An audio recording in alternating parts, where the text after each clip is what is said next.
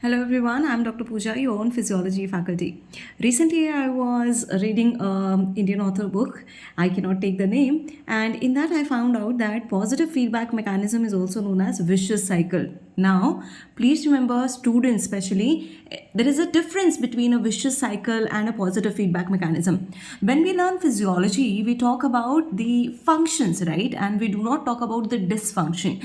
Vicious cycle is the one which is giving me undesirable effects or the responses. So that is going to be pathology, right? If you take the example of the positive feedback mechanism, it should be in a physiological condition which actually gives me the desirable outcome, right? On the other hand, vicious cycle is the one which is, giving me undesired response which reinforces the dysregulation which I do not want. Or let's take the example of vicious cycle. If the person is stressed out and he overeats, and because of that physical impairments are going to occur, obesity is going to take place, which will further induce the stress even more, right? So there is a difference between vicious cycle and feedback.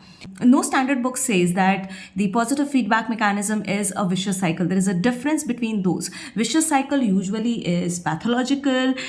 It causes the dysregulation of physiological processes and it reinforces the dysregulation or dysfunction. On the other hand, the positive feedback mechanism is going to increase unless and until the stimulus is there. As soon as you remove the stimulus or you get the desirable response, the positive feedback mechanism will stop as I'm going to get the results or outcomes that I require, right? So especially the students, please stop saying that the positive feedback mechanism is the vicious cycle. Otherwise, all the diseases will come under the vicious cycle or positive feedback mechanism. You take any disease without your intervention, it is going to come into the positive feedback mechanism. Is it the case? No, it's not the case. Diabetic, let's say patient or diabetes mellitus for that matter, right? What is going to happen in the diabetic patient? Let's say the patient does not control on the sugar. What is going to happen? The insulin secretion decreases.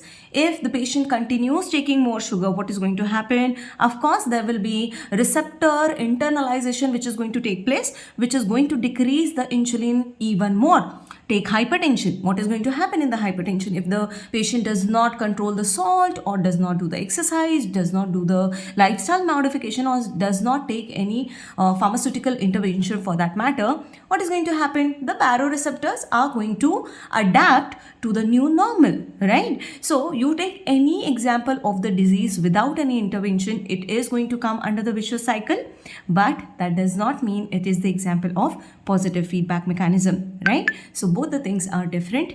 Keep that in mind. That is my perspective. I hope that was helpful. All the best.